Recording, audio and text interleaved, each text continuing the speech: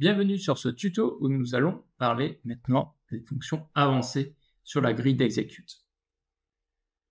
Par exemple, je vais faire une nouvelle grille de 15 par 10, 15 colonnes sur 10 lignes. Je vais pouvoir me copier ici. Par exemple, je vais faire un copie mes spots. Ici, j'insère mon groupe dans ma grille. Je vais pouvoir insérer aussi mes palettes de couleurs. Si je sélectionne mes spots, je sélectionne la copie ici. Je vais pouvoir aussi insérer par exemple des positions. Je sélectionne mes positions, copie dans ma grille d'exec. Je vais ici.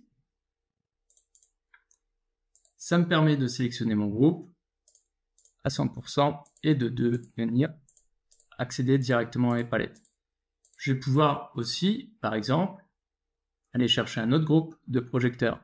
Je vais aller ici, je vais cliquer, je vais prendre par exemple mes beams wash. Donc je fais un copie de ça ici. Je vais sélectionner ma ligne, copie ici, il me l'a recopié aussi, et directement, je vais pouvoir faire full sur mes spots et accéder à mes couleurs de la même façon, mes positions et ainsi de suite. Là, on voit que je travaille en parallèle en haut et en bas, puisque c'est le choix des couleurs est lié à tout le monde dans ma grille. Je vais pouvoir sélectionner une région, par exemple, pour définir. Là, je vais sélectionner une région. Et du coup, en fait, le choix que je vais faire quand je fais cette région, ici, vous voyez la différence, va travailler que sur ma ligne où j'ai un groupe dedans.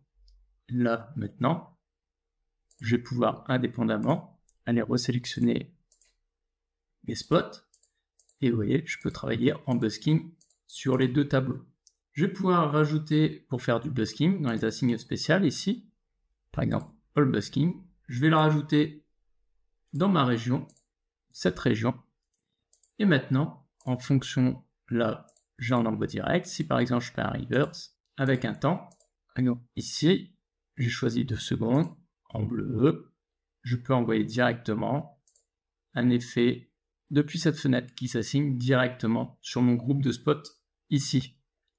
Si je veux supprimer des éléments de cette fenêtre, par exemple, je peux sélectionner, faire un remove. Si je veux réduire ici ma ligne de la région, je peux faire Shift Clear Région pour la réduire directement.